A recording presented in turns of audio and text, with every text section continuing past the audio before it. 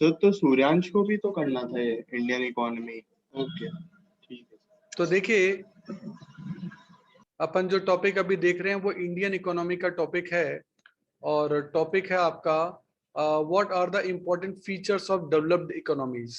Developed economy के features क्या हैं, मतलब डेवलप्ड इकोनॉमी क्या फीचर होते हैं, and explain the detail in main characteristics of Indian economy, और फिर बताना है इंडियन इकोनॉमी कैसा है। अब हम जानते हैं इंडियन इकोनॉमी एक डेवलपिंग इकोनॉमी, वो डेवलप्ड नहीं है ना। और या ये क्वेश्चन बनेगा what are the basic characteristics of Indian economy, इस टाइप का क्वेश्चन आपका बनेगा।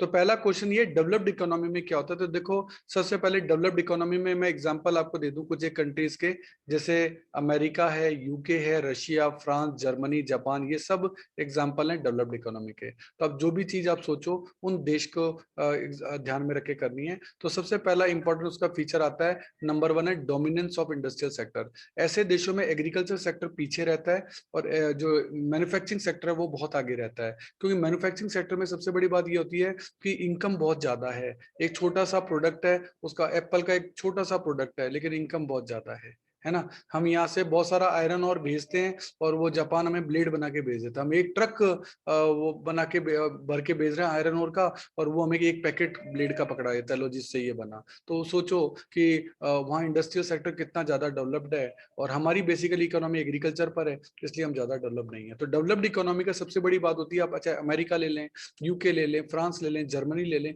इन सब की मशीनरीज यानी इंडस्ट्रियल सेक्टर जो है ना वो बहुत डेवलप्ड है, और ये लार्ज स्केल पे प्रोडक्शन करते हैं। बड़ी बड़ी फैक्ट्री, वर्ल्ड की सबसे बड़ी फैक्ट्रीज जो होंगी ना वो सारी आपको इन कंट्रीज में मिलेगी। इसके अलावा डिवीजन ऑफ वर्क, यहाँ सारा काम जो है ना बांट दिया जाता है। कोई भी ग्रुप करेगा ना काम को, वो only a part of work करेगा। यानी कार का कोई अगर टायर चेंज कर रहा है, कार बनाते हो तो बस वो टायर ही लगाएगा। कोई जना इंजन लगा रहा है वो इंजन ही लगाएगा। कोई सीट बना रहा है तो सीट ही बनाएगा। तो वहाँ डिवीजन ऑफ वर्क, जैसा कि अपन बैंक्स में देखते हैं डिवीजन ऑफ वर्क है कि यहाँ पैसे जमा होंगे, यहाँ से पैसे निकलेंगे, यहाँ आपका ऑनलाइन का काम होगा, वो सब डिवीजन ऑफ वर्क वहां पहले से डिसाइडेड होता है।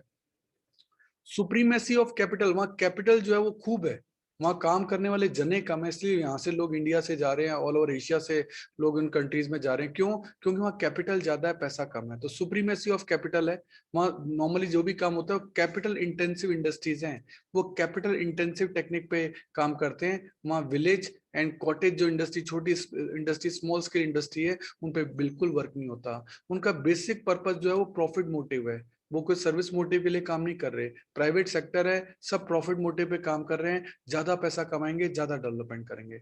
और डिपेंडेंस की बात करें कि individuals and even group are not self sufficient, they can not produce all the economic commodity. Certain commodity तो आपको इंपोर्ट करनी ही पड़ेगी अब्रॉड से।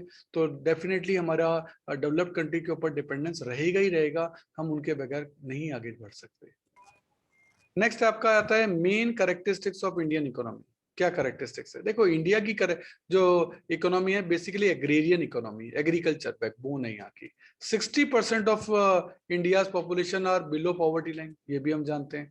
Mineral resources are not fully utilise, हम पूरा यूटिलाइज ही नहीं कर रहे। देखो ये आगे example, we are selling iron ore by trucks, हम ट्रक दे रहे हैं उनको, and getting blade by packets, और ब्लेड हमको पैकेट्स में मिल रहे हैं। मेजोरिटी ऑफ इंडिया जो है वो पॉवर्टी लाइन के नीचे है। तो इंडियन जो इकोनॉमी है वो बहुत ही ज्यादा इफेक्टेड है, गुलामी से बहुत टाइम निकला, इकोनॉमी को डेवलप नहीं होने दिया, तो बड़ी दिक्कतें थी। तो इंडिया की जो डेवलपिंग इकोनॉमी है उसके लिए क्या उसके फीचर्स हैं वो अपन देखने वाले हैं। सबसे पहले लो पर कैपिटा इनकम। अब लो पर कैपिटा इनकम, एक तो वैसे ही इनकम कम है और दूसरा पॉपुलेशन बहुत ज्यादा है। पर कैपिटा इनकम निकालने का फॉर्मूला क्या होता है?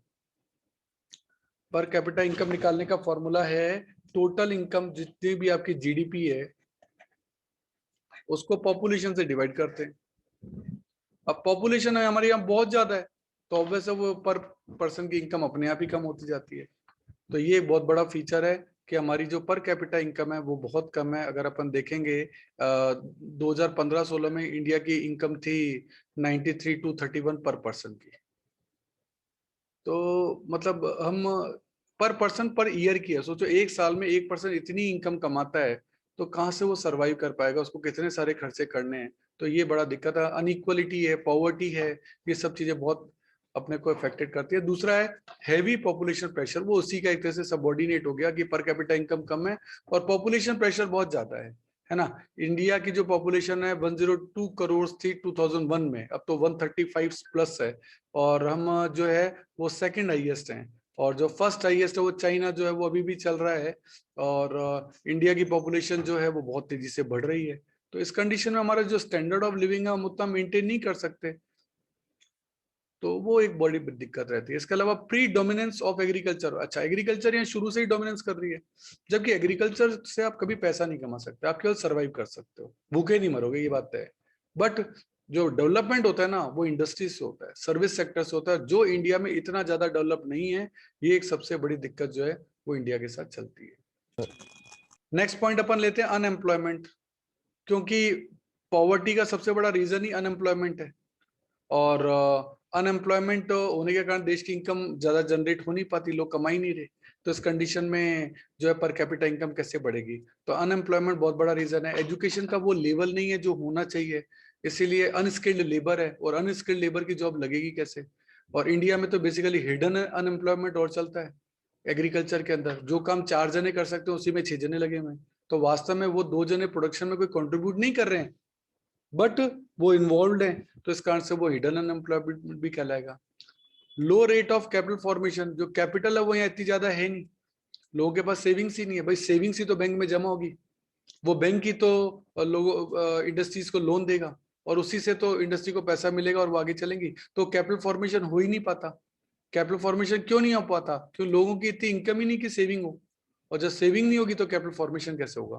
तो इसीलिए लो रेट ऑफ कैपिटल फॉर्मेशन है, पॉवर्टी के अंदर कैपिटल फॉर्मेशन हो नहीं सकता। पुअर टेक्नोलॉजी, टेक्नोलॉजी आज भी पुरानी चल रही है, फॉरेन कंपनीज का हम टेक्नोलॉजी में मुकाबला नहीं कर पाते।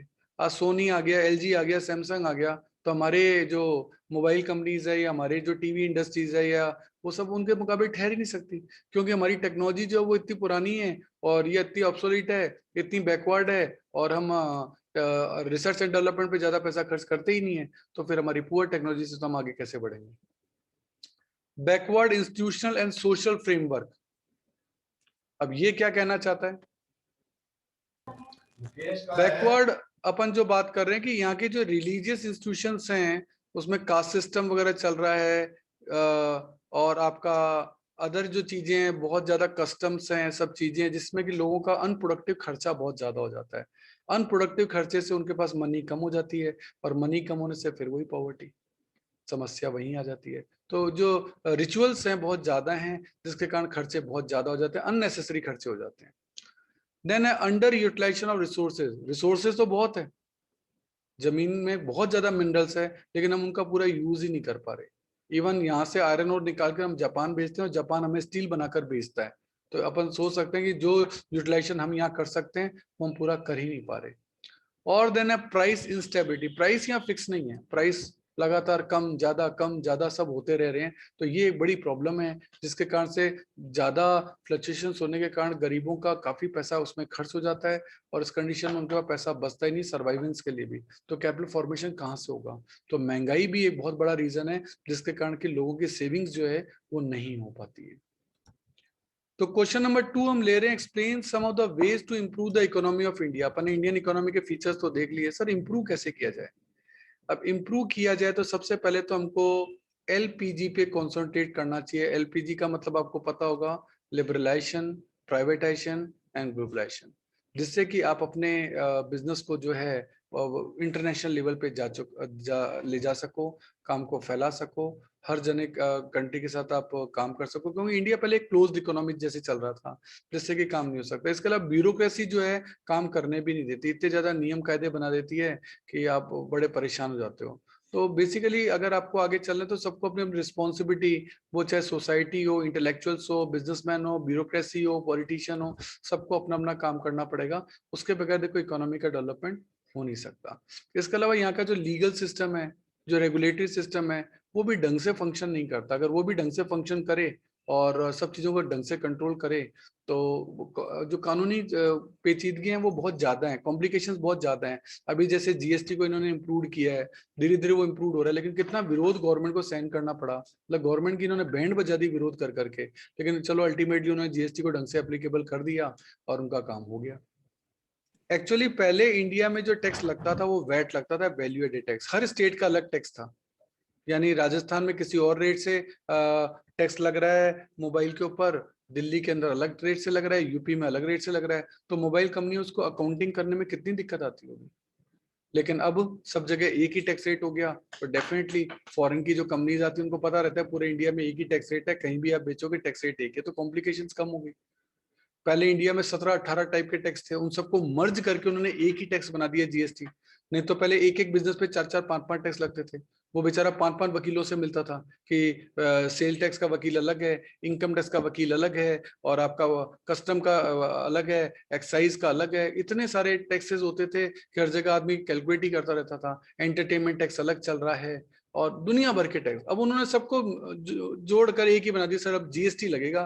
तो इस तरह से जीएसटी से काफी सारी कॉम्प्लिकेशन जो है वो कम हो गई। इसके अलावा डेवलप करने के लिए foreign direct investment should be permitted, कि बाहर के लोग जो हैं वो इंडिया में पैसा लगाएं, उनको यहाँ इन्वेस्टमेंट करने का पूरा अपॉर्चुनिटी दिया जाए। उससे क्या होगा, हमारे यहाँ इनकम जनरेशन होगा, एम्प्लॉयमेंट होगा, नेट एक्सपोर्ट्स हमारी जो हमारे एक्सपोर्ट्स बढ़ेंगे तो हमारी अर्निंग बढ़ेगी। तो हमको क्या करना चाहिए, मल्टीलैटरल एग्रीमेंट ऑफ इन्वेस्टमेंट, अलग अलग देशों से अपन को एग्रीमेंट करने चाहिए कि आप यहाँ पैसा लगाइए, डेफिनेटली आपको फायदा ही होगा। तो इस कंडीशन में जो है WTO काफी हेल्प करता है, वर्ल्ड ट्रेड ऑर्गेनाइजेशन, जो कि आपको ये बताता है कि डिफरेंट कंट्रीज की क्या क्या जरूरत है। और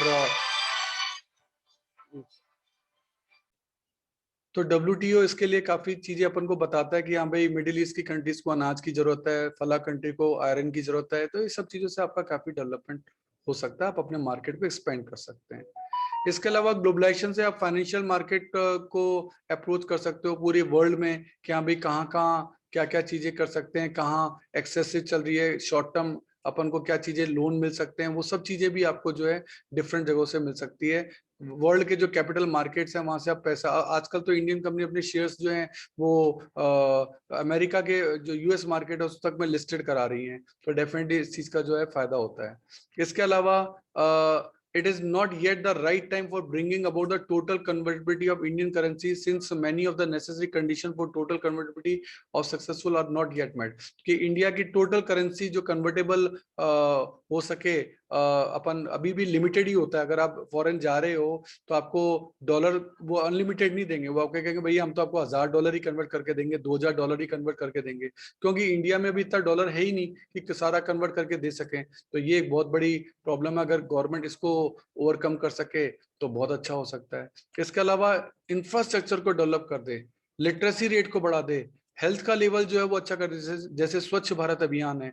उससे क्या होता है कि जो चीजें हैं वो अपन ग्लोबली कॉम्पिटिटिव हो जाते हैं कि यार नहीं यार इंडिया में भी सफाई का बहुत ध्यान रखा जा रहा है, हेल्थ लेवल बहुत अच्छा है, इससे डेफिनेटली अपना डेवलपमेंट हो सकता है। ये सब चीजें हैं। इसके अलावा इंडस्ट्रियल ऑर्गेनाइजेशन स्ट्रक्चर पे भी ध्यान देना चाहिए, क्योंकि अगर किसी भी कंट्री को आगे बढ़ना है तो इंडस्ट्री के थ्रू ही बढ़ सकता है, एग्रीकल्चर के थ्रू आगे बढ़ना पॉसिबल नहीं है। तो इंडस्ट्रियल ऑर्गेनाइजेशन जो है वो आपके बहुत अच्छे से होनी चाहिए, अदरवाइज आपका डेवलपमेंट जो है वो नहीं हो सकता। इसके अलावा India should take leadership role of various international economic issues के ऊपर, जो है इनको स्टैंड लेना चाहिए। आप अपने आप को न्यूट्रलाइज नहीं कर सकते। जैसे अभी कोरोना का चल रहा है तो गवर्नमेंट ऑफ इंडिया ने बहुत सारी अपनी जो फ्रेंड कंट्रीज हैं उनको फ्री में मेडिसिन भेजी हैं, जस्ट इस लीडरशिप को लेने के लिए कि देखो हम आप लोगों का ध्यान रखते हैं, कल हमें भी कोई दिक्कत आए तो आप भी ध्यान रखिएगा। इन सब कामों में WTO जो है वो भी इंडिया की हेल्प करता है। इसके अलावा लिबरलाइजेशन करना चाहिए। लिबरलाइजेशन का मतलब है कि फ्री का मतलब है कि यहाँ भी आप काम करने के लिए फ्री है, यहाँ पे कोई रेस्ट्रिक्शन नहीं है कि इसमें प्राइवेट सेक्टर नहीं आएगा। गवर्नमेंट ने आजकल मोस्ट ऑफ द जो उनके सेक्टर थे उन सभी में ना अलाउ कर दिया कि प्राइवेट सेक्टर आके अपना इन्वेस्टमेंट कर सकता है। पहले ऐसा नहीं था, पहले हर चीज के लिए लाइसेंस लेना पड़ता था। अब गवर्नमेंट ने बहुत लिबरलाइज कर दिया है, इससे बिजनेस को इजीली डेवलप जो है वो किया जा सकता है। और अपन जानते हैं इंडिया देखो मिक्स इकोनॉमी है, इंडिया में केवल गवर्नमेंट सेक्टर या केवल प्राइवेट सेक्टर नहीं होता। यहाँ एयर में कम्युनिकेशन में जाओगे तो आपको एयर इंडिया भी मिलेगा, तो आपको जेट एयरवेज भी मिलेगा, तो आपको इंडिगो भी मिलेगा, आपको विस्तारा भी मिलेगा। आप कम्युनिकेशन में जाओगे तो आपको BSNL भी मिलेगा और जियो भी मिलेगा। तो इंडिया को तो दोनों सेक्टर को साथ चलाकर ही काम होगा, मतलब केवल प्राइवेटाइजेशन से भी नहीं होता, केवल गवर्नमेंट सेक्टर से भी नहीं होता। इंडिया एक मिक्स इकोनॉमी है, तो इंडिया को तो सारे सेक्टर जो हैं वो साथ में ही चलाने पड़ेंगे। तो ये सब चीजें जो है वो अपन को ध्यान रखनी पड़ेगी कि कैसे हम इंडियन इकोनॉमी को डेवलप कर सकते हैं।